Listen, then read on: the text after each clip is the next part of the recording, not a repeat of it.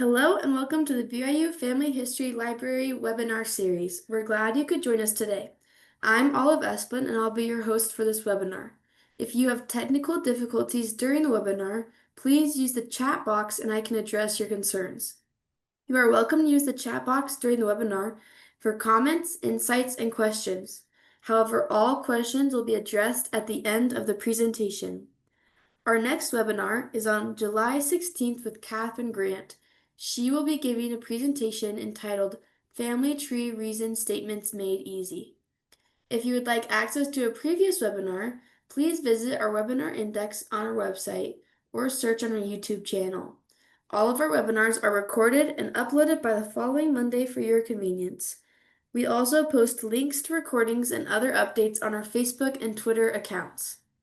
For today's webinar, we are pleased to hear from James Tanner, who will be talking about resources for learning how to do genealogical research.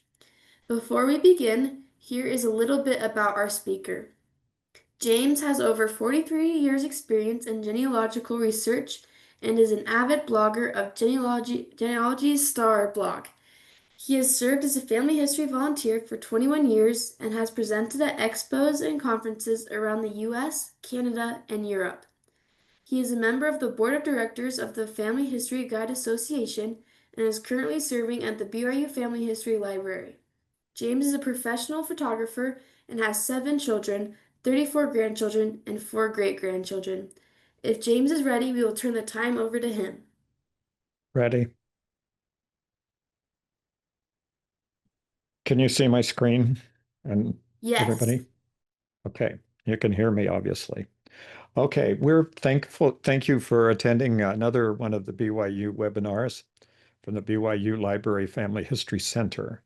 There's a first question that comes up. Is there a handout? And the answer is yes. And what it is a copy of the slide deck from this presentation, and it will be posted with the video. The videos are available on the BYU Library Family History Center's website. They are also available on the BYU Library Family History Center's YouTube channel. And so now we're going to start off here by looking at this little thing on the front of the startup slide here. And I'd just kind of interested to see if there's anybody out there that recognizes what this is. Okay, I'll wait a couple of seconds. You can put your responses in the chat if you want to. Okay, well, I'll just explain what it is. This is right, somebody put it in there. It's a gear shift knob. And if you haven't, if you didn't drive cars back before about 1970, 60, 70, you probably never driven a car with a stick shift. And the reason this is here and the reason how this has to do with learning is that this was one of the skills that I had to learn as a teenager.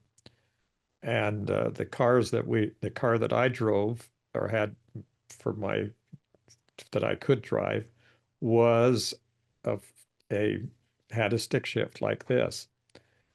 And all I can say is that it's a fairly traumatic uh, uh, type of thing to learn because the only way you can learn is to go drive around. And if you drive around like with my father, you end up in the middle of the busiest street in Phoenix, unable to figure out how to get into gear and get out of this middle of the street. So this was kind of a traumatic part of my upbringing. But I always go back to this idea of what it takes to learn something is practice and putting forth an effort to actually learn. And one thing that's important to understand about genealogical research is that it is an acquired skill. It's not something that everybody's born with. There's no native, you can learn this from your childhood. We don't, sometimes we do see younger people that have tremendous ability in learning about genealogy, but they have to go through the process of learning how to do genealogical research. And it's even if they have a great skill in doing research or reading or understanding records or whatever. So it's just something that all go through and all spend, and it takes both time and effort. It takes a lot of time and a lot of effort to get proficiency. Now, my own personal goal about teaching about genealogy is to help people at whatever level of their learning and give them a pathway to learn more. I think it's one of the things that I have as a priority is helping people one-on-one, which is surprising perhaps because I spend a great deal of time uh, making videos and presentations online. So what's the difference? Well, one is that I do work in the BYU Library Family History Center, and when I'm there, I'm helping people one-on-one. And I spend a great deal of time doing that. And that is one of the goals I have. But in addition to that, I like to have the opportunity to help people understand that there are ways to learn about how to do genealogy, and there are a lot of abundant resources. And so the goal of this particular presentation is to give you an idea of all of the different places you can go to find lessons and information that tells you about doing the basics of genealogy. And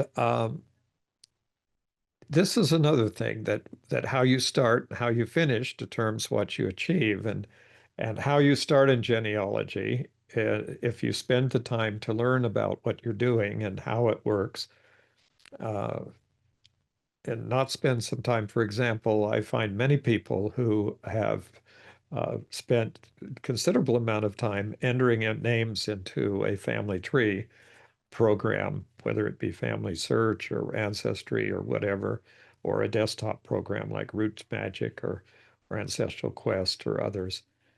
And they still have no real idea about how genealogy works and how all the records work. Uh, and it helps that to find out that it's important to take that next step, and that is to uh, make the effort to get going and learning about genealogy in the general sense and research in the general sense. And it's helpful to know that we have all of these resources that I'm going to cover as we go through this. So let's assume for some purposes here that you're starting out at absolute zero. In other words, your ability, your understanding of what we're talking about in genealogy is just new words. And you're hearing these words uh, for maybe the first time. And let's say you're not in that position. Let's say you're in the position where you've been doing genealogy for 35 or 40 years and you have been doing research in libraries and you've gone to the Library of Congress and you've in the National Archives and all this stuff. Well, then you should turn around and be able to help people who are at zero. And these are the resources that we have for helping people get started from the beginning or coming in at any level and learning more. Now, one thing about what's going on in the world today is that genealogical research is changing daily. It is becoming more focused on um, on being online and having online resources. And the key to that is the fact that we have this new thing that's come out in the last few years of artificial intelligence and generative um, artificial intelligence. And these things are tools that are increasing our ability to do genealogy. And so even if you have spent a long time in the past learning about genealogy, there's a learning curve and a learning that we need to do to understand how to use these new tools, which are going to basically change the fundamental ways that we do genealogy. Now, we have lots of other presentations on the BYU uh, YouTube channel about and on the website that have instructions from our standpoint as to how AI works with the genealogical community. So there's things there to learn from.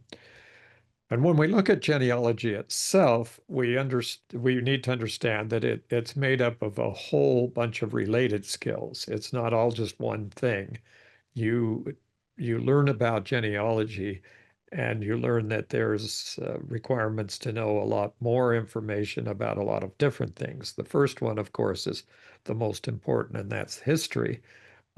It's Genealogy is history. It's merely the history of families and people rather than nations and wars and all of that. Although the family and people end up being in the nations and being in the wars. And so we're kind of in the that all history is really this history of people, and we choose to focus on individuals and their history and their family. The next one, of course, is geography because genealogical records are created at or near the place of an event in a person's life by someone who observes the event or has a duty to report the event. So the records themselves are keyed into location. And that's why learning some geographical skills help us with maps and finding and locations and understanding political changes, particularly in areas like Europe, where there's been dramatic changes from over the last couple of hundred years of the countries and realignments and empires and all sorts of things. Languages is also important. There's an interesting thing is that no matter where you lived or where your ancestors came from, if you go back far enough in time, you're going to run into a new language. Even if your family came strictly from an English-speaking background in England, for example, if you go back for many years, back into the 1600s, you and the 1500s, you'll find that the language is starting to change dramatically, and by anything earlier, you're into a completely different language called Middle English, and then there's an Old English that goes even further back. So and if your people came from other countries, you may run into different languages and language needs, even at the first generation, meaning your parents and your own family may be bilingual or even trilingual or more languages, and you may have that difficulty. Paleography is the study of old handwriting, and well, this is where a lot of the AI is coming in right now. Family Search has what's called the full text search, where they're using handwriting recognition to create text files that are then searchable word for word. And they are in the process of converting all of their files over to uh, being done with full text search. And this is going on with millions of files every day. I see new files going up constantly. This will be a big change because it'll help us get, let's say, a leg up. Now, questions people say, well, it's not that accurate, Well, it is accurate, by the way. You just have to understand that there may be some things that it cannot read for the same reason that you cannot read them, and that is because they're strike-throughs or so written that they are not distinguishable. And so there's still a human element here. And also, obviously, we need to learn how to do research, and we have to deal with technology. So this is kind of the score on getting learning. Now, my own learning, if I go back, and I'm now in my 43rd, going on my 44th year of learning about um, of genealogical research, and I can't say that I'm anywhere near the end of the amount of information that I still need to learn. Um, I still have lots of areas that I could either relearn or learn about for the first time. One of the things coming up most recently for me is that I have been having people ask me about Greek from Greece, Greek genealogy. And so that's something that I've got to learn about. And I've been learning enough to direct them to get the right resources. So I started with a book. That's not when I started doing genealogy in the sense of collecting names. I did that because my family for over 100 years had been involved, and I had plenty of names. And that was the problem, is that I didn't know what was accurate and what wasn't. Um, and it was only after I got to the point where I was I guess, fairly frustrated that I decided I'd better learn how to do what I was doing. And I came across a book, this book, The Researcher's Guide, and it was the previous editions to this book. But this was the key for me of opening up what I needed to learn about doing genealogical research, and that was how many different types of records there were and what kinds of skills that I needed to have to read and understand and extract information from all those records. At this point in time in my genealogical career, I was really kind of out. I thought I was the only person I knew who did genealogy, and it was only over a period of time, which was in the mattered in years, did I become aware that there were societies, genealogical societies, and that there were conferences and there were family history centers eventually after 1962 that we could go to. And so all of those things happened kind of as I was learning about genealogy and getting more information. And I have to remind everybody that this was before the internet and any of the online sources. So anytime that I did anything that had to do with genealogy is I had to go find the records in a library. And I used to spend uh, my vacations up in Utah. My family would go to Utah to visit with family in Utah, and I would spend a week or so at the family, now called the Family Search Library in Salt Lake City, uh, finding records about my family. Now, books are still there, and books are still helpful. And some of us learn well through books. And I find that I can learn visually, but I can also learn from the written word. And sometimes those things are very important. And some of these books have been instrumental in both my genealogical research and my wife's research. My wife has Swedish ancestors, and this book was kind of pivotal in helping her to understand and get some background on how to do the research in Sweden. So she didn't speak Swedish, still doesn't speak Swedish, but she can now do research in Sweden. And I help a lot of people in Latin American countries, and I took a course at BYU from George R. Reiskamp, the author of the Hispanic Roots book.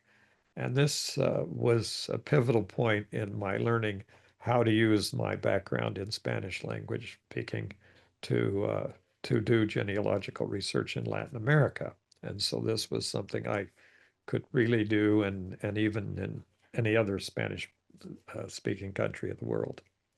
And the same thing goes with the Irish Ancestors Ancestral Trail, which is a sort of an exhaustive book of references on British genealogy. And it's all of these books are fairly sizable. They're not just whatever. And then there's the others from other places where people are from. But fortunately for us, because sometimes we're already in an age where there's going to be a lot of time, a lot of things happening. It's fortunate that almost all the tools for learning about genealogy are now online and readily available. And so that's kind of the purpose of this presentation that I'm going to be talking about, the specific places you can go to get the training and the background and the education, or you can help others to go to these places to get training and education and how to learn all of the different things that you need to know about genealogical research. So here's where we're going to start out. This is the Family History Guide. Now, the Family History Guide is a private corporation. It's a 501c3 charitable organization, and it maintains this rather exhaustive website. I've been involved with the Family History Guide since its inception, nearly almost since its inception, just shortly after it was first put up online. And uh, here are step-by-step instructions to learning about how to do genealogy in any country that has records in the world. And learning paths for learning family search, ancestry, Find My Past, My Heritage, and many other programs. This is the kind of the set of instructions. Now, this is currently the an educational partner with Family Search. As such, um, it's interesting that it from time to time pops up in links from FamilySearch.org and Family Search websites. In addition to that, it is now the official educational partner of the National Genealogical Society, NGS, and is available to all the local societies. There's about 450 of them around the United States and for training purposes. So this is it's a very influential and important segment. Now, here's something that you probably hadn't thought about. And that is, we have this new thing with AI, and we have these chatbots on Google. We have Google Gemini. There's Chat GPT. There's also Microsoft Copilot and many others. This one I chose is uh, Google's Gemini because they give a lot of source records. Anything they say, they will provide a source for. So you're able to check. There's always been there's been this question since the early part of AI that maybe AI wasn't reliable. Well, it wasn't, but that was yesterday's issue. Today's issue is that it's getting more and more reliable to the point where it can provide you with full researched capabilities. And this is something that I like to do, to sit down with some of the missionaries at the library and show them how you can generate a whole, um, you know, biography of a person with a multiple of websites, sort of citations, depending, of course, on the person. So here's a question. Why don't you just go ask the chatbot, which is Gemini or Copilot or whatever, how to begin doing family history, or ask them about a segment of family history, and you'll get the actual instructions about how to do it. They'll tell you the same thing that you're going to learn from all these other programs that we're going on. And you can just continue to ask questions and they'll continue to give you information. And then I would be certain that immediately that you would say, do you have any sources for that? And they would then, if they can't tell you the sources or they don't tell you sufficient sources, you've gotten the wrong chatbot. You got to need a chatbot that will actually give you the source information. So you can keep asking. So then I can say, what are free online resources? And they'll tell you what's out there that's free. And there are other things. And once you've got this list, you could say, can you tell me more? And they will just continue to go. These conversations can go on for quite a while. Now, one thing is that we now have the FamilySearch.org website, and we're talking about Family Search. And the question is, where's the training from Family Search? Well, it happens to be on the Family Search website. And if you go to the little icon up there in the upper right-hand corner, that's the question mark, and you click on that, you'll get this help screen that's here. And down at the bottom of that help screen, you'll see a link to help and learning.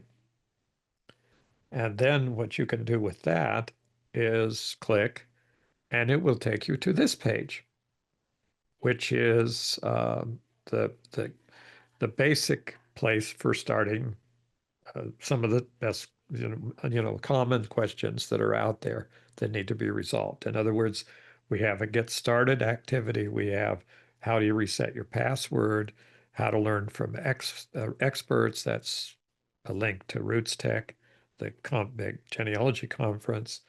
And then we have questions that are being asked, the top 10 questions that we get from people when we're helping in the libraries. So then you can scroll down on that same page and you'll have some self-help resources. And the self-help resource that we want to look at is the one at the bottom down there, which is the to build your skills and make progress. It's the Learning Center. This is in a FamilySearch.org website. So you're clicking on the question mark. You're going down to the Learning Center here. And eventually what you're going to get to is the Learning Center. And those instructional resources down there are in three different categories, plus some technology skills. And the two links here, Research Essentials and Family Tree Essentials, are the lessons that are used by our library, the BYU Library Family History Center, and the Family Search Center in Salt Lake, and other libraries and family history centers uh, for teaching the church service missionaries who serve in these various locations. The church service missionaries are those who are called as missionaries by the Church of Jesus Christ of Latter-day Saints, and they serve as either full-time or part-time missionaries, and in being in those missionaries serving in family history centers or libraries, such as our library and the one in Salt Lake City. And so these are the lessons we use to teach them. And this is the research essentials list, for example. And this is step by step self-motive. You have to be working through it yourself. It's yourself. You can just work through this. And this is to give you some basic ideas about how genealogy is, how you do it, what is involved in the actual um, structure of it. So this is your these, and there's the same kind of step-by-steps for the family search section, and for the one that's about all that talks about country skills, there's lessons for teaching you about all the individual countries. So there's and now you're asking, is there an overlap between this and the family history guide? Well, what you'll find here in some of these lessons is that you'll be sent back to the family history guide for more information. So underneath all this, the family history guide has been there as a beginning and reference point. So now there's another great resource, and this also is on the FamilySearch.org website, and it's the uh, Family Search Research Wiki. And the Research Wiki has in the time I did this, it has 150,000 articles for 1,000 150,418 articles at the time. And on every place in the world where there's records, it is explaining where the records are located and how the records are accessed. And um, that has to do with uh, records, not there are no historical records on the wiki. This isn't where you go to look at the records. This is where you go to learn about how the records are created and how you can find those records. So what we have here is uh, what you might call a uh, expansive encyclopedia of every kind of thing that has to do with genealogy, or it's and it's not, and it's a web, and it's a wiki. And so basically, the structure is a wiki structure, meaning you can jump from place to place within everything. How's this different than the Family History Guide or those research classes that are on the Family Search website? Those are step-by-step instructions in a sequenced and organized way. The research is a tool that you use to look at specific information questions about specific places. So, for example, if I was looking to find out, getting started with Germany research, I would go to Germany genealogy, and then I would find this letter. This is one of the sections where it would say Germany beginning research on the right-hand side. And you'll see that there's research strategies, finding the town of origin, research record finder, and online learning. So these are all links out to more information. So these are the kinds of this is the kind of thing. And this research wiki is not it is valuable for all levels of genealogical learning. We're talking about learning about uh, just about anything at all levels that you have any idea that you want to work with. Now, one of the questions it probably comes up right now in the middle of a presentation like this is this all for um, is this just all for people who are getting started? Are we just really worried about the people who don't know anything? What about all of us that have, 100 years of back experience or something like that? Well, the answer to that is you'll find out that these all of these things are valuable no matter what your level of understanding. Neither I nor no one else in this that I know of in the history of genealogy can know how to do genealogy in every single country of the world at all the same time.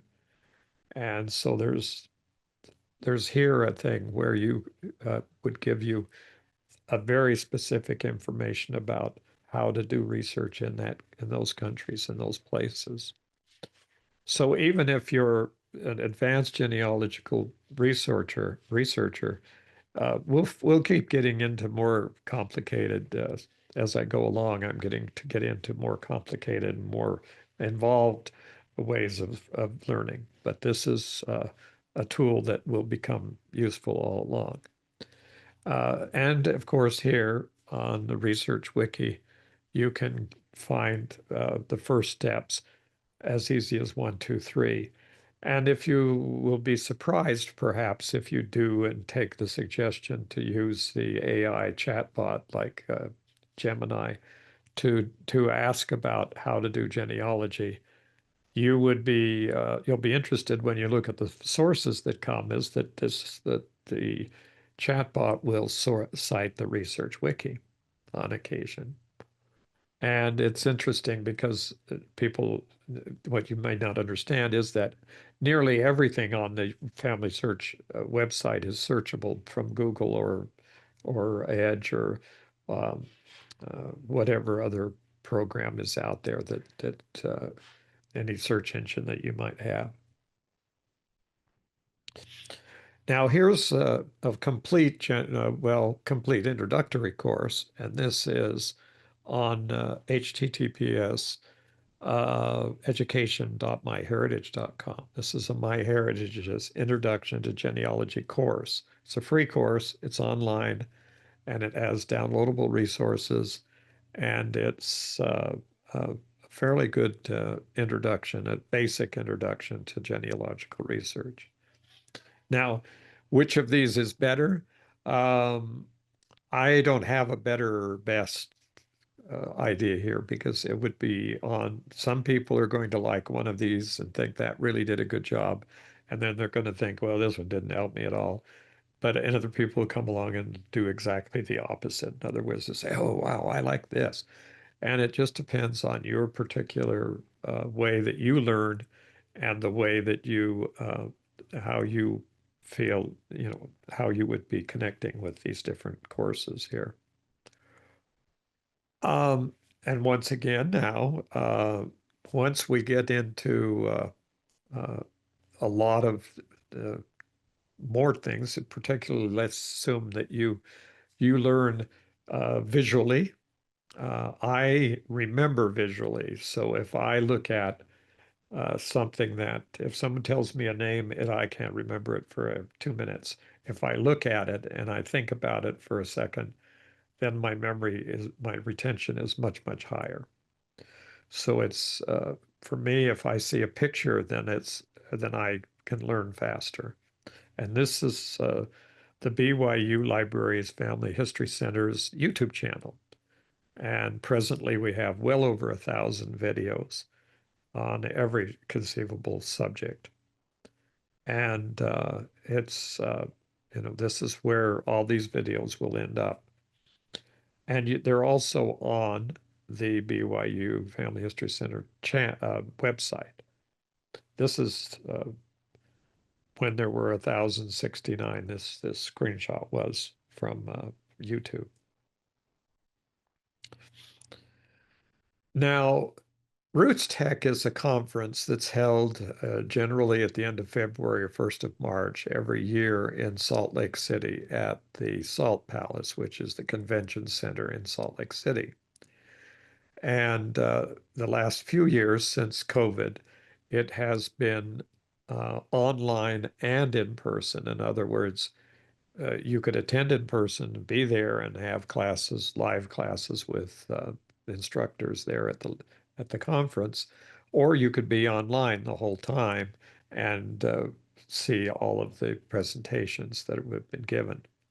And in this case, there are for over 4,047 presentations on this website presently.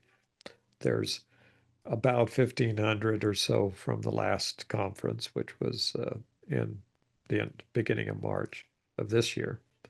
It's 2025, excuse me. And so this is really the another great resource. You can kind of filter it out by country content and all over that. And then if you view the full catalog, you get the whole long list of everything. Now, you might not realize this, but there's other people out there besides like the big websites that are interested in teaching you about genealogy. Um, and you will find out that there's other locations on the internet that are equally as valuable. So here is resources for genealogists. This is from the National Archives, the U.S. National Archives.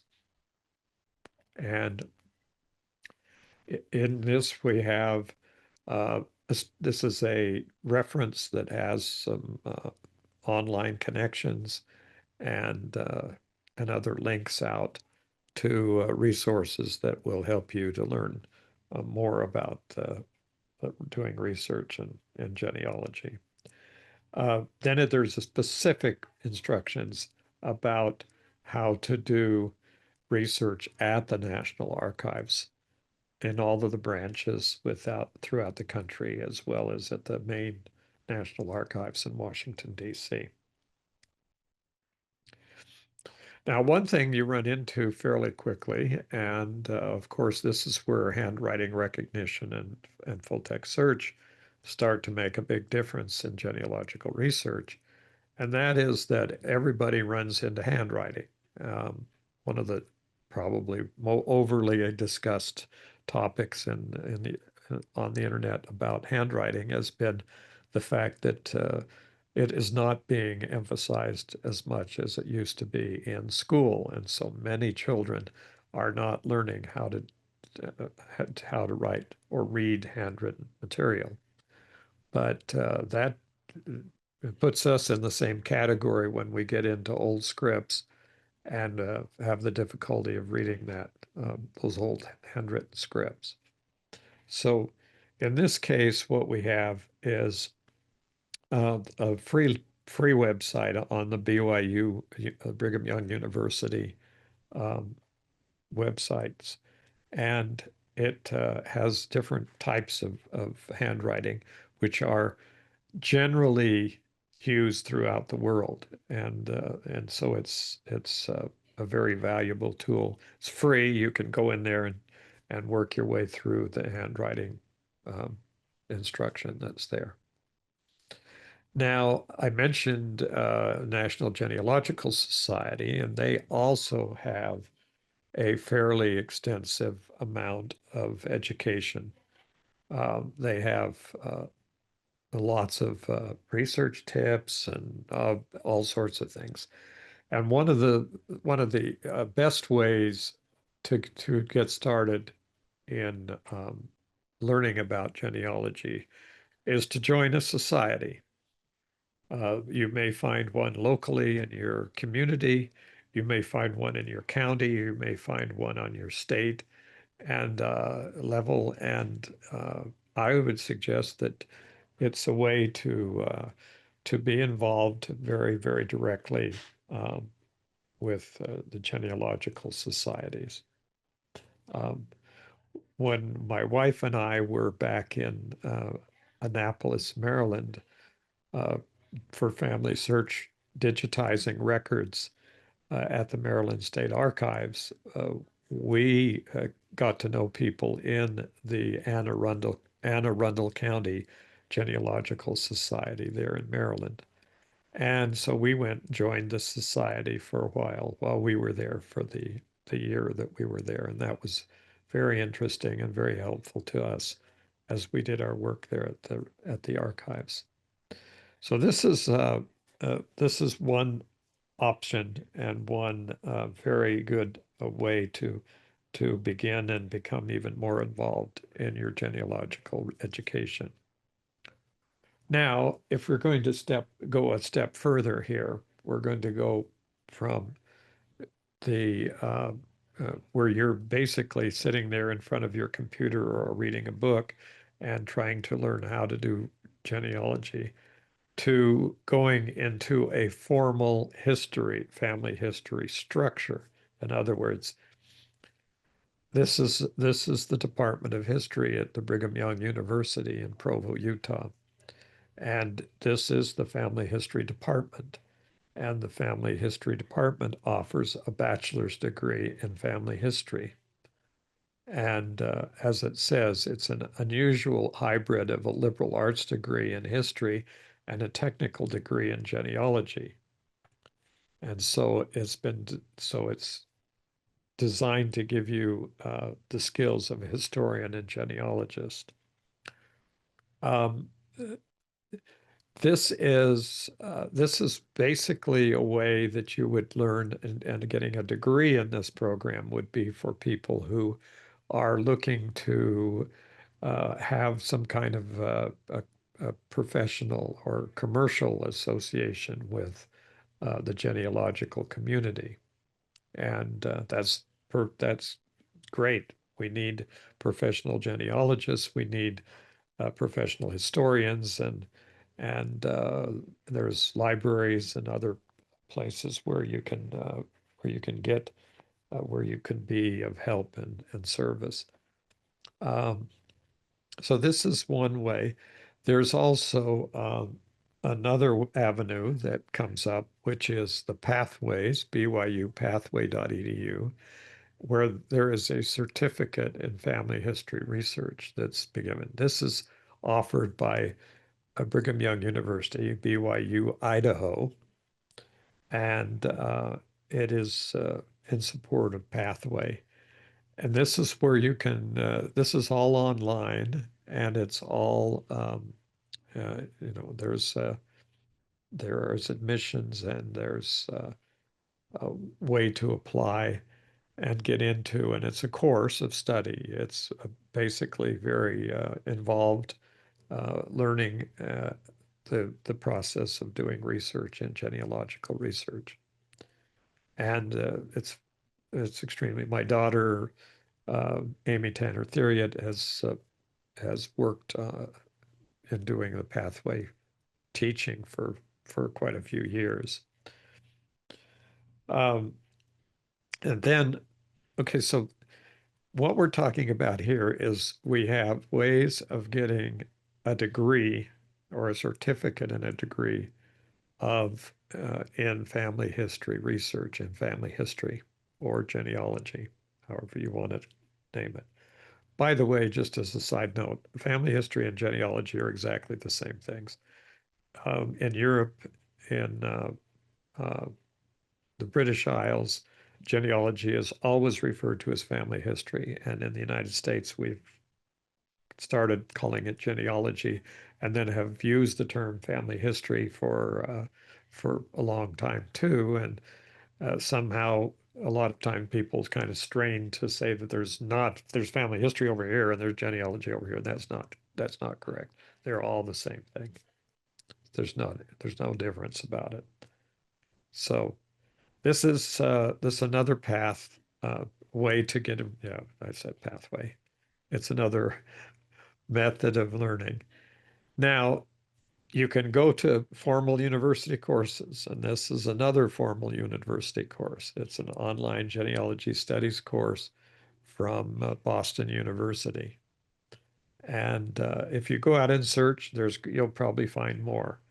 I've just been able to select a kind of a representative sample of the different places where you can go to get even more advanced information if you want to do that.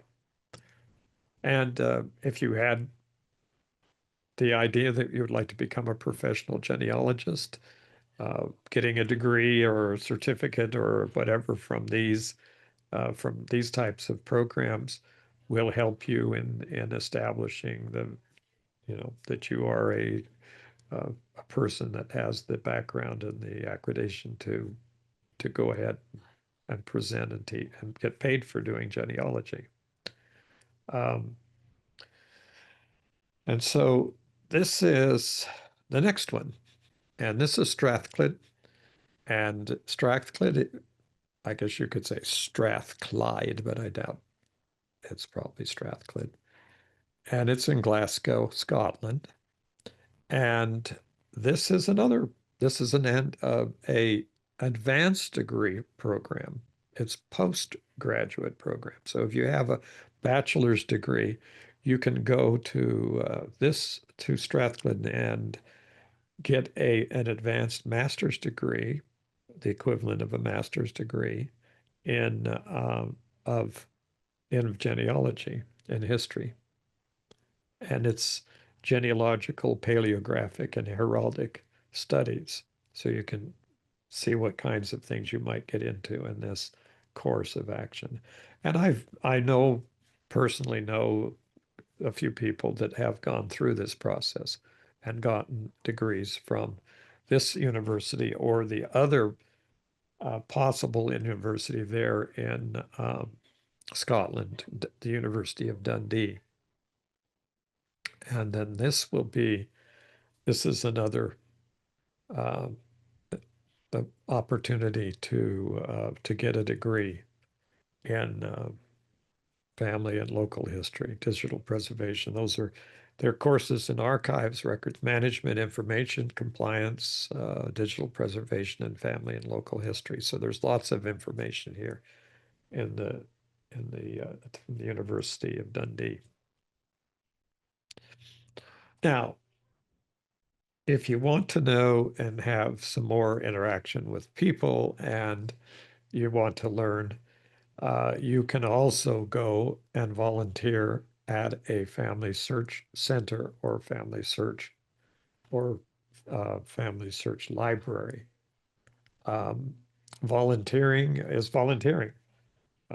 You just simply, if you locate one near your home, uh, that would be helpful, I think, if I put that in. But there you can go to look for family search centers and then put a map, ask Family Search Centers map, and you'll get a family search map of all the centers around the world.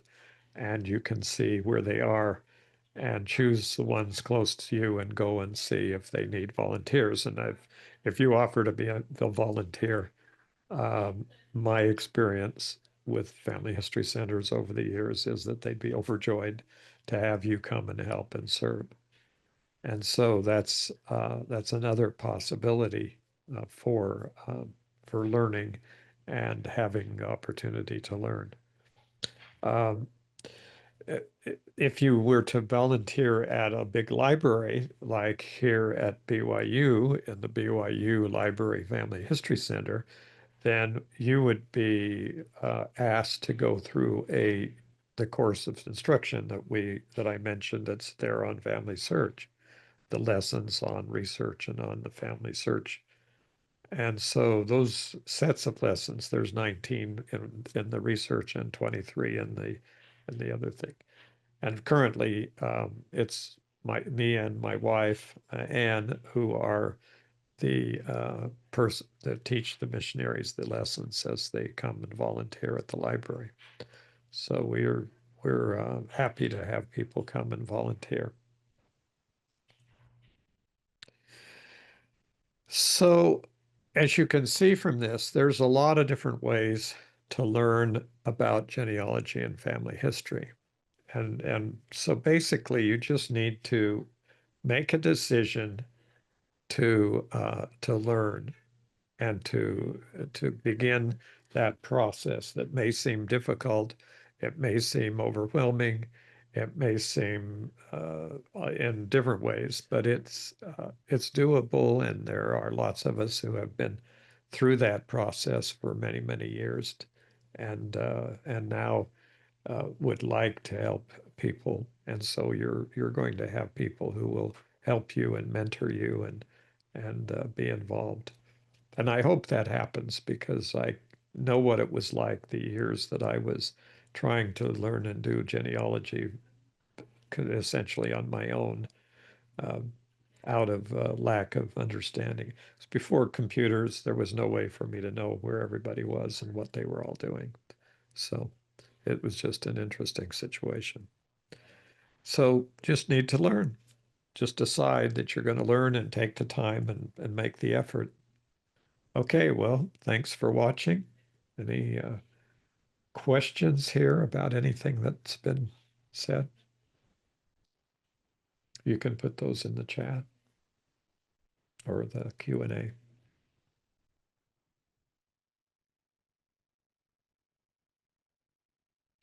Well, doesn't look like there's any questions. Okay, there you go.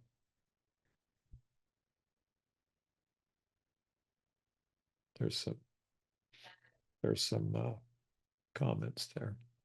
Okay, well, thanks to all who came and watched this webinar, and I guess we'll see you. Thank you so much for joining us today. We hope you will join us for our next webinar on July 16th with Catherine Grant about family tree reason statements made easy. A recording of this webinar will be made available by next week. You can view that on our YouTube channel or on our website. If you have any comments or questions, you can always email us at fh_webinars@byu.edu or follow Facebook and Twitter. Thank you and have a wonderful week.